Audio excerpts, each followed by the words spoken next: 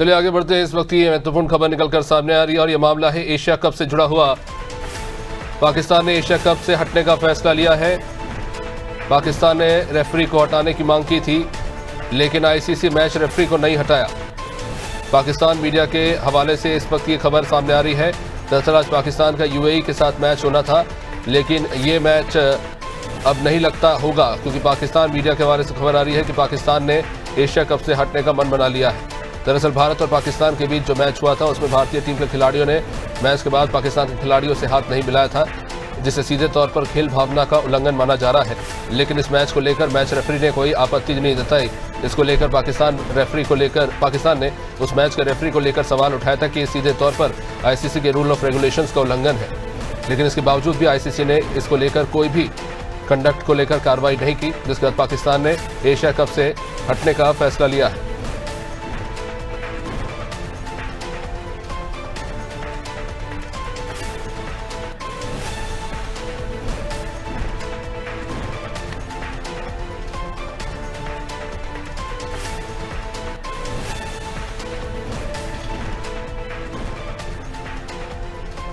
Asia cup जो शुरुआत से ही सवालों के घेरे में रहा है। पहलगाम हमले के बाद से जो एशिया कप इंडिया में होस्ट सुना था, उसे सुरक्षा कारणों के चलते यूएई में होस्ट किया गया। एशिया कप के ग्रुप ए के इंडिया वर्सेस पाकिस्तान मैच को लेकर जबरदस्त विरोध भारत में देखने को मिला था। इसको लेकर कई तरह के सवाल भी उठे थे और सबसे ज़्यादा सवाल बीसीसीआई और भारत सरकार को लेकर उठे थे कि क्यों ये मैच खेला जा रहा है।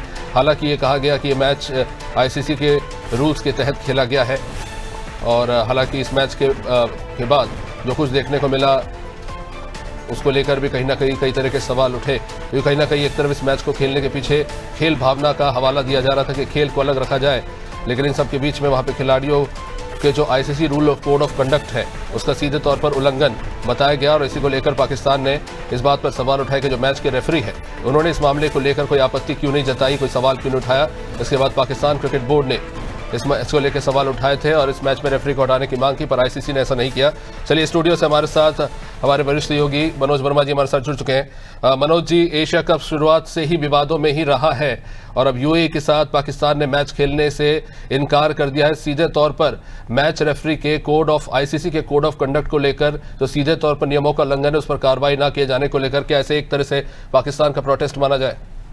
जी निश्चित तौर पर और कह सकते हैं कि पहली बार पाकिस्तान ने अपना शायद जो जवानी वादा किया था उसको निभाया और उन्होंने जब भारत के जय सूर्या ने उनसे हाथ नहीं मिलाया था, सूर्य कुमार यादव ने, उसके बाद से मामला उठाया था और मैच रेफरी को हटाने की मांग की गई थी। लेकिन आईसीसी ने साफ तौर पर कह दिया था कि उनको हटाया नहीं जाएगा। इसके बाद पाकिस्तान टीम ने कहा था कि वो विचार करेंगे और शायद इस मैच को ना खेलें या टूर्नामेंट को। लेकिन अब जैसे यूएई से अब से 1 घंटे बाद मैच होना है और टीम अभी तक पहुंची नहीं थी और जो पाकिस्तान के जियो टीवी उसके हवाले से खबर है कि पाकिस्तान ने एशिया कप का बायकॉट करने का फैसला किया है। लेकिन कुल मिलाकर कह सकते हैं कि अपनी जो किरकिरी हुई है पाकिस्तान की जो भारत से बाद मैच में, एक तो उनकी करारी हार का सामना करना पड़ा और दूसरा जो डिप्लोमेटिक तरीके से भारत की टीम ने जवाब दिया कि उनके किसी खिलाड़ी ने पाकिस्तान के खिलाड़ियों से हाथ नहीं मिलाया। इसके बाद हमने देखा प्रेस कॉन्फ्रेंस में जय सूर्या ने अपनी जो जीत है वो सीधे तौर पर सैन्य बलों को, पहलगाम के शहीदों को समर्पित की और उसके बाद से पाकिस्तान के कप्तान हमने देखा आए नहीं थे, सलमान आगा, केवल उनके जो मैच रेफरी थे वो पहुंचे थे। लेकिन सबसे बड़ी बात यह है कि क्योंकि अभी तक हमने देखा था कि हम बहिष्कार इस बात पर कर सकते थे कि सुरक्षा कारणों से, इसके अलावा कोई और कारण नहीं हो सकता, क्योंकि इसी को आधार बनाकर भारत की टीम अभी तक वहाँ जाती नहीं रही है। लेकिन अब जो यह बहिष्कार पाकिस्तान ने जिस प्रकार से किया है तो मुझे लगता है आगे के मैचों के लिए उनके लिए संकट हो जाएगा, आगे के टूर्नामेंटों के।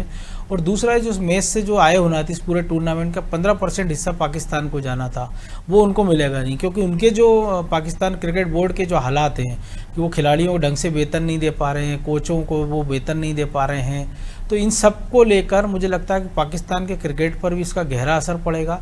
और दूसरी ओर भारत को लेकर जो लोग सवाल उठा रहे थे कि हम पहलगाम हमले के बाद जब हमने ऑपरेशन सिंदूर किया और पाकिस्तान के साथ क्यों खेल रहे हैं, तो 71 के युद्ध में तो हमने एक नया बांग्लादेश बना दिया था। उसके तुरंत बाद हमने कुआलालंपुर में विश्व कप हॉकी का मैच खेला था और भारत ने उस मैच को पाकिस्तान को हराकर जीता था, लेकिन तब इस प्रकार की बातें नहीं उठी थी।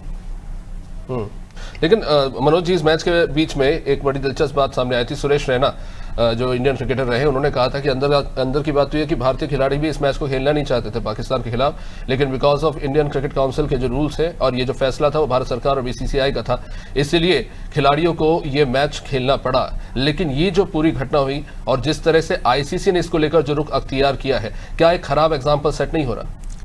नहीं, देखिए ऐसा कोई नियम नहीं है कि आप टास्क के बाद या मैच के बाद खिलाड़ी हाथ मिलाएंगे, केवल एक खेल भावना के चलते लिया।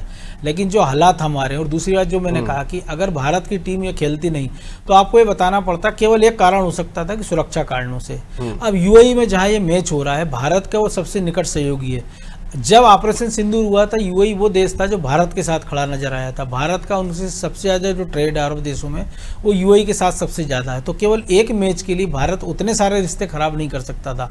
और दूसरा, जहाँ तक खेल भावना की बात है, तो अब से कुछ देर बाद हम देखेंगे जो फाइनल होना है भाला फेंक का, उसमें पाकिस्तानी के जो भाला फेंक है नदीम, वो भारत के जो है नीरज चोपड़ा, उनका मुकाबला होना है। अभी जो नीरज चोपड़ा और वो दोनों के बीच में लगभग 1 मीटर का अंतर है, तो हो सकता है कि हम उम्मीद करेंगे कि नीरज चोपड़ा जीत जाए। तो क्योंकि क्रिकेट भारत में सबसे ज्यादा लोकप्रिय, और जो राइवलरी ली हमने पाकिस्तान से, जो हमारी प्रतिद्वंदिता है, उसके कारण वो सबसे ज्यादा चर्चा में रहता है। इसके लिए इसकी बात की जा रही है। अब लोग उसके लिए जो आरोप लगा रहे हैं वो जय शाह पर लगा रहे हैं, अमित शाह के बेटे पर, जो आईसीसी के आजकल अध्यक्ष है। लेकिन सबसे बड़ा सवाल है कि जो फैसला जो भारत की टीम को करना है वो बीसीसीआई लेती है, भारतीय क्रिकेट कंट्रोल बोर्ड। उसके अंतरिम अध्यक्ष राजीव शुक्ला है, जो कि कांग्रेस के नेता है, लेकिन उनसे कोई सवाल नहीं पूछ रहा है।